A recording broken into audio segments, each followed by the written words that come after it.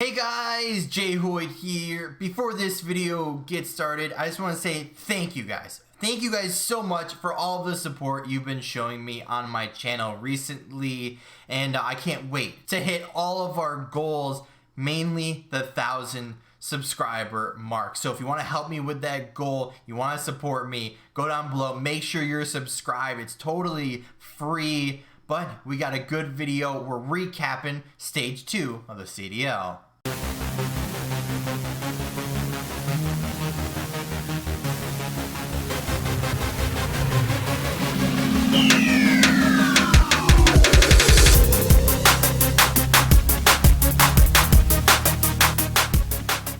What's going on, guys? Jay Hoyt back with you today. Welcome back to Call of Duty Black Ops Cold War. We got some more league play action for you in the background. We're on raid. I think it's hardpoint or control. It's definitely a respawn, but we go absolutely frying these guys, so I hope you guys do enjoy that. But like I said, we are recapping stage 2 here. We're gonna go and just review everything. We're not necessarily gonna talk about predictions for the major, although we will, show you guys the bracket at the end. But let's recap here. Group A, let's start it off, of course, with our defending stage 1 champions over in Group A, the Atlanta FaZe. These guys have been dominant, right? 4-1 overall, 14-4 map count. They have been beaten though. They did lose one game to the Los Angeles Guerrillas.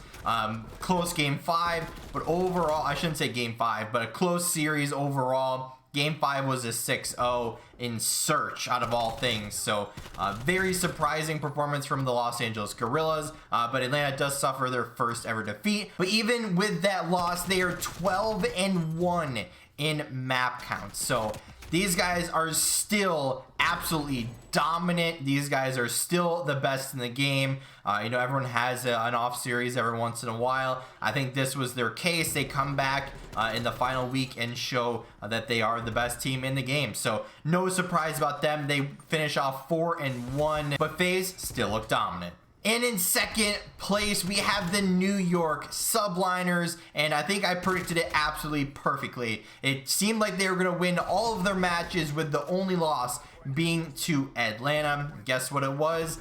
That was them. So 4-1 overall, 13-8 total map count.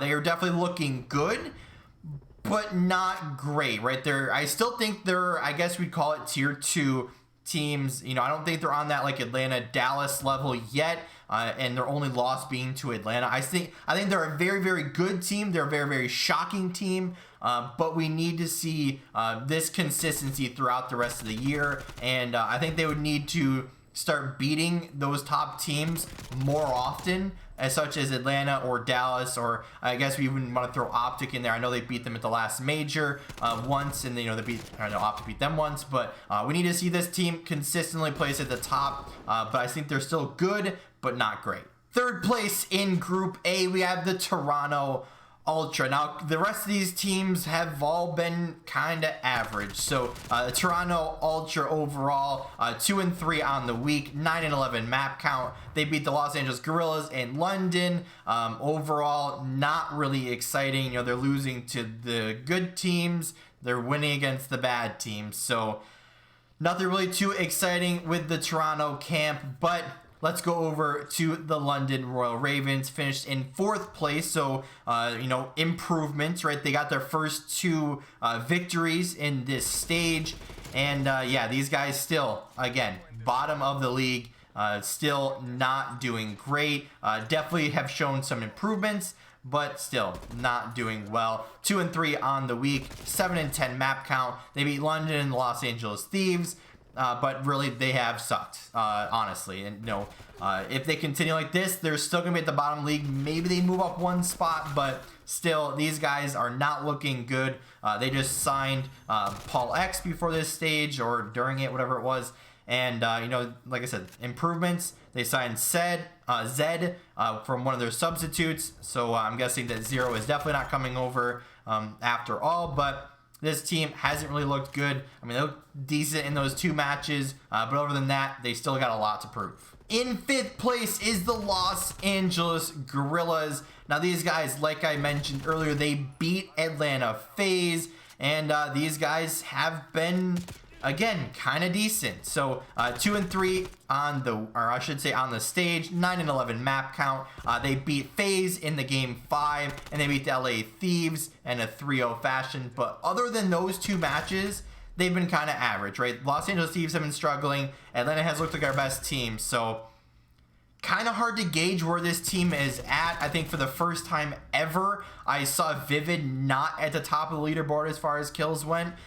So I still feel like this team could make roster changes, could get some younger players in there and see what they're made of, potentially get like a duo from the challengers scene and throw it into the squad. But overall, these guys have looked really average despite beating Atlanta. And in 6th and final place in Group A is the LA Thieves. And oh boy, this team did not perform well at all. 1 and 4 on the stage, 6 and 14 map count. A very rough showing from this squad, even given their new roster with the addition of Venom and subtracting Temp from that. They were by far the worst team of stage 2. I don't remember who their only win was against, but these guys sucked. And I know there's been rumors of potential roster changes or different things happening with this squad. So the major's right around the corner. Obviously, it's in what, a couple days. So will we see roster change after that? Will they stick with this squad going into the major? We'll have to wait and see. But this team definitely is going the wrong direction. So we have covered Group A, but now we have to go over to the second group. In Group B, of course, let's start at the top. And no, it's not going to be Optic. No, it's not going to be Dallas. Who else could it be? The Minnesota Rocker. By far the best, I don't want to say the best team of stage 2, but a very surprising team of stage 2. They come off from not performing at all during stage 1. They get first rounded in the losers bracket of stage 1 major. Minnesota comes out of nowhere. They get first place in this group, but you look at who these guys beat. A huge stage from them. They beat Optic. They beat Optic in a 3-0 fashion. They beat Dallas in a game 5. And they beat Seattle in a game 5, and now they have the first seed going into the major. Now, they obviously had a huge debut from Standy. He has been absolutely massive for them since, they got him. But a very, very huge stage from Minnesota. I could say it all day long, but we'll have to see how consistent this team stays and if Standy was the necessary move that they need to make in order to be successful. We'll have to see how they do at the major and in stage 3. In second place in Group B is going to be Optic Chicago. So these guys started off decent, right? They won their first game. I think it was against Paris. But then week 2 happened. Oh boy. Like I said, I don't know what happened this week. 0-2 overall. They lost to Florida and Minnesota, which, they obviously looked favored in, but then they lost, right? They don't win a single map in stage 2 or in week 2. Week 2, they were 0-2, 0-6 map count, but then they rebounded, right? Other than that week, they were 2-0, 6-1 map count going into the last and final match versus Dallas. They end up winning a great series, game 5. That was literally incredible. I mean, it could have been a 3-0 either way. Came down to one play, I think, in the hard point. I think Dallas cleared them off the hard point at the last second. The game 2 search was pretty close.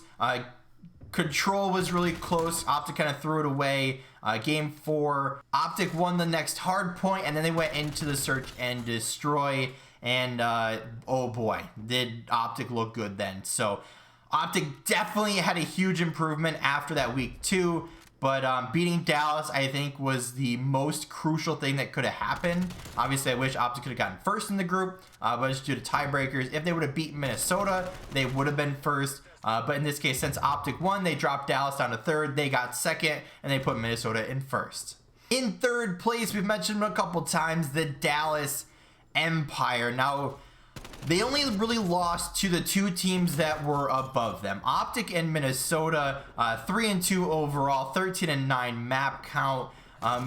You know, these guys looked okay. You know, like I said, they only lost to Minnesota and Optic, but they also had a Game 5 versus Seattle. So very close there. They almost went 2-3. These guys still look good, but these guys didn't have the greatest weeks here, honestly. Like, they were good, but they weren't great. Like, Atlanta just looks so good right now that it's so hard to be like, okay, Dallas is on their level, but wow, I need to see Dallas and FaZe in the same group. For just one series, or one stage, I want to see Dallas and Atlanta in the same group.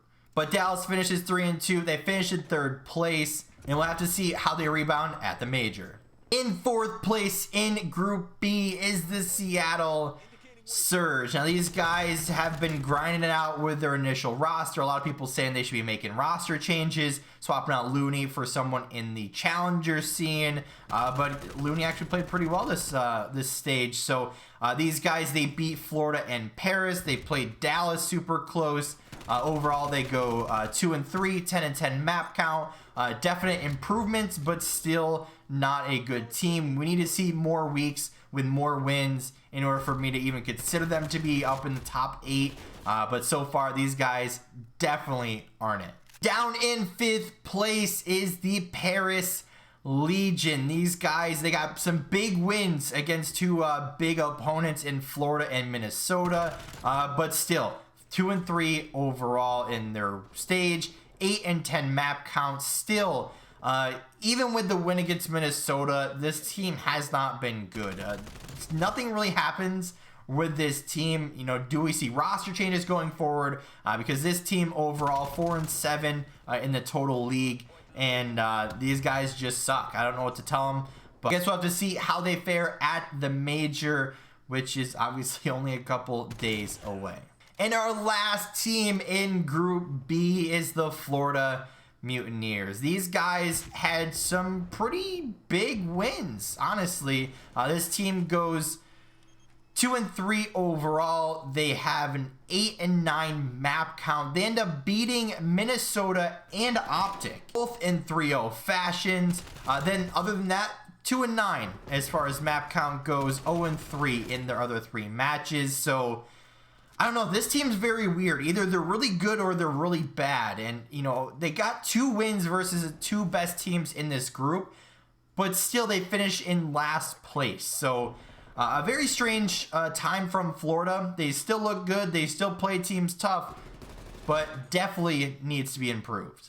But of course, all of these league matches all determine this seeding for our next major. Our stage 2 major is coming up this weekend, starting on Thursday, and of course it's on your screen now. We got some banger of matches. We're not going to go too in-depth into it here, just going to kind of mention the matchups, and of course we're going to make a separate video about it. But first round, of course, you got Optic and Ultra. Winner of that plays FaZe. Then the second matchup, we got Subliners versus Empire. That should be a great series. Winner of that moves on against Rocker. Whoever wins that should be in a good matchup with Rocker as well.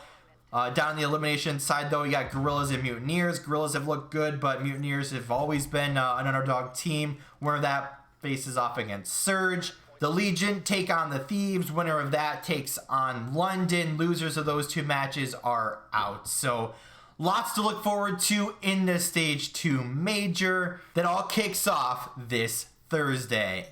That's going to be it for today's video. If you did enjoy, hit that like button down below. Let me know your thoughts and comments. Who were your biggest surprises or your biggest team shockers of stage 2? Who are you looking out for at stage 2 major? Let me know all of that down in that comment section. If you haven't yet, or if you're brand new to my channel, make sure you subscribe down below. Turn on those notifications so you never miss an upload. And as always, guys, we'll see you in the next one.